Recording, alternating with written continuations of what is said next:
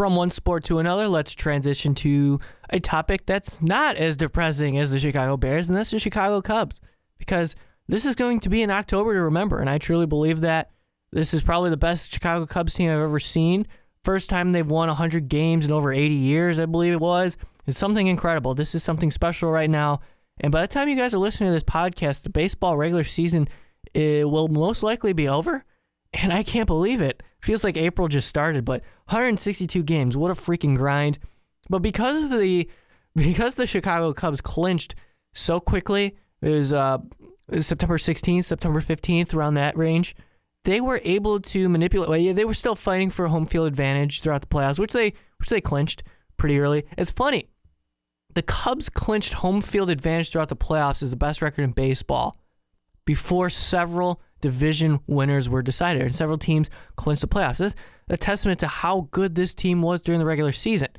But as we all know, once October begins, it's a totally new beast, and it's going to be tough. No questions asked. But I'm just saying. This is probably. I'm not fearing anybody. Like this is the team that's going to win the World Series, and I wholeheartedly believe that. But anyway, let's get into the topic that I have on hand for today's segment of Chicago Cubs baseball, and that is to preview the playoff roster. Now, I've done enough shows speculating who's going to come out of the National League, whether it's the Giants, Mets, or Cardinals. Looks like the Cardinals are falling off. Somehow the Mets are still alive. I just don't understand how the Mets are doing this. And the Giants are lipping their way to the playoffs. So really not totally concerned about anybody in the wild card in the NLDS. Even the NLCS, moving on to that, either it's the Dodgers or the Nationals. I feel like they could win a series against both. And in the World Series, I guess the Red Sox are kind of a threat. And as well as the Rangers. Rangers, I would probably fear a little bit more. I don't take the Indians as seriously anymore. Okay, so I just you get the picture. But let's preview this roster because really we've seen the Chicago Cubs and Joe Madden put together rosters that resemble spring training lineups. And even Jake Arrieta said last night was at September 28th. He got rocked in Pittsburgh, by the way, in his last start of the season. And he kind of commented on that whole spring training feel because Madden took out the starting catcher in the fifth inning. They switched catchers, and I guess Arrieta had a little bit of a problem with it. But all I have to say to you, Arrieta, is stop getting rocked. I mean, just pitch better, honestly. But I do think there's some precedent to having a specific catcher working with a starter, and I'll get into that a little bit later.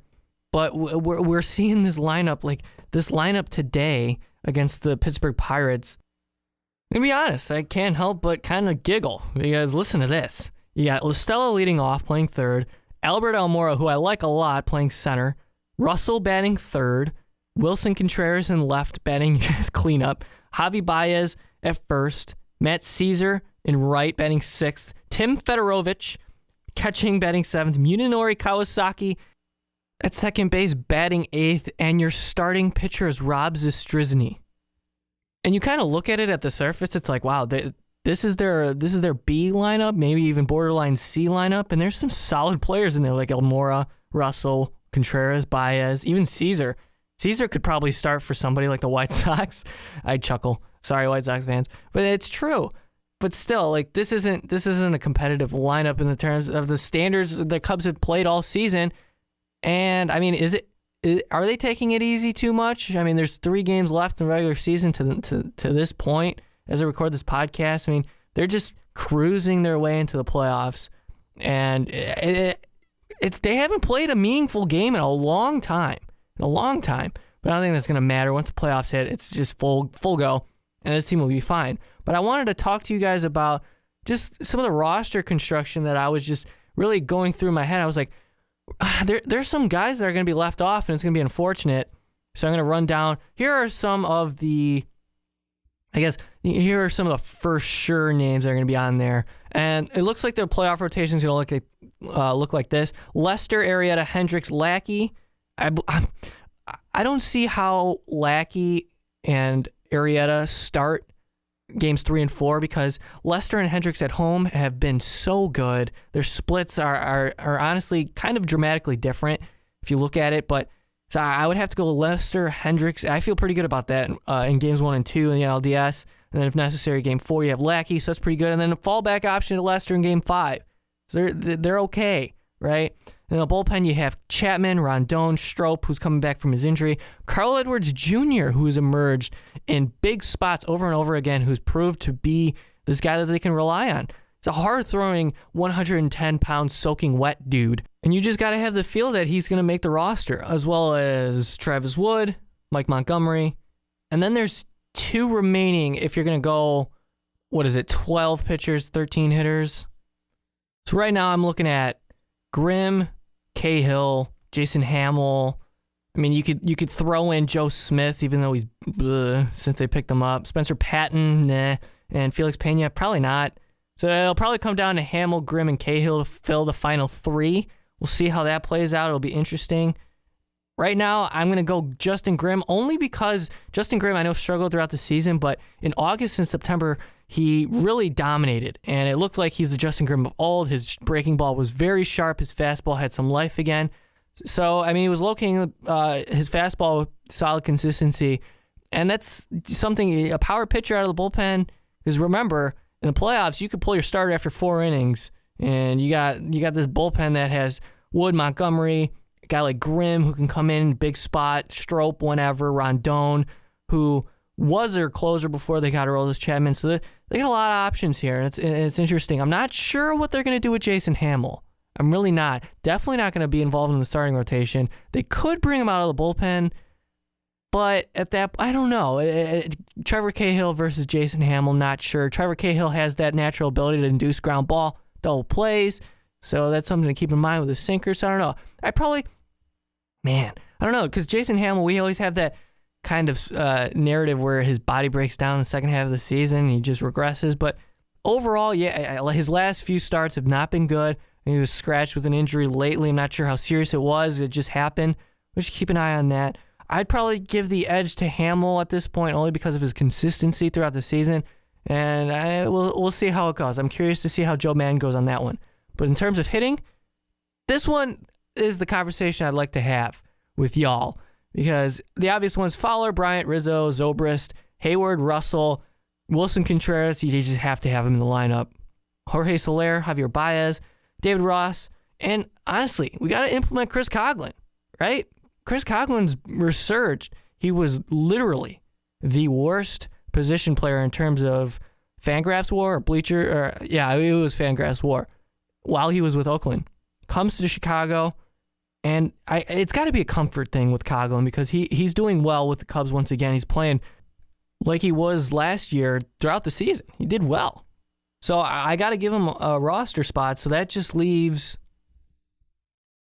2 bench spots open. And that's up for debate. Tommy LaStella, Matt Caesar, Miguel Montero, and Alberto Mora.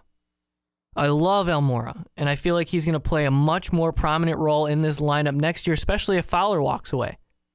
But I think this year they got to leave him off because there's just too much value in other spots. Matt Caesar, guys, Matt Caesar's arguably one of the best pinch hitters in baseball. Right-handed bat, pretty valuable. Plays a decent outfield position. So, I mean, do you include Caesar? Tommy LaStella is that contact guy. I know he had that whole incident. I had a show on it where he was doing sprints in his backyard. You know, he didn't want to report to AAA, but eventually did, and eventually got called up, and that whole fiasco was interesting. But it was taken care of, and LaStella, though, had his struggles coming up, and at the end of the season, didn't look too good at the plate, to be honest. I don't know. I think his left-handed contact bat is too valuable to lead off this roster. So that leaves, if you're going to include LaStella, but that also means that you have Ross, Coghlan, and LaStella off the bench, right? LaStella and Coghlan, 2 left-handed bats.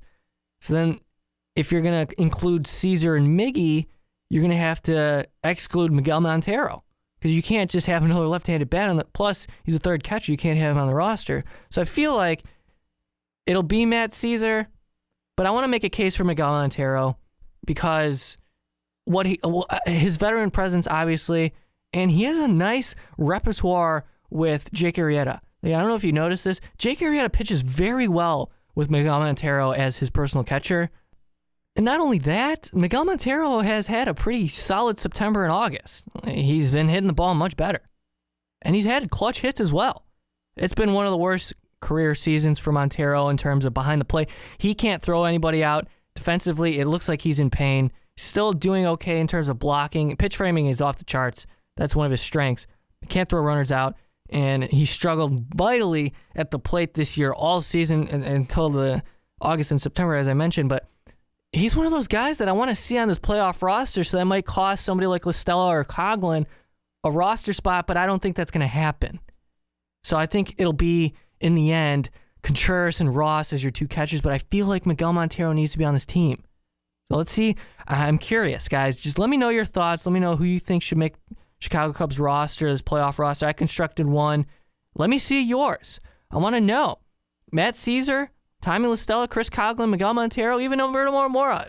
Alberto Mora. Let me know what you guys think. I'm in favor of Miggy. But regardless, the Chicago Cubs team has what it takes to go the distance this October, and I'm so excited to get this thing going. All right, guys, that was it for Behind the Pen for this week. Thank you all for listening, sticking around if you're on Blog Talk Radio. Thank you for hanging on to the entirety of this show. We talked about Jose Fernandez, his unfortunate death. We talked about the Bears, just unfortunately because the Bears are bleh. We talked about the Cubs, potential playoff roster.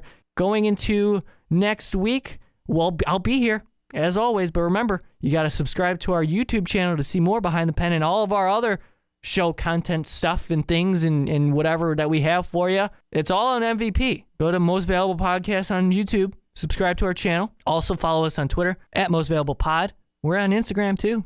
Check that out. I'm at Rankin906 on Twitter. Be sure to give me a follow.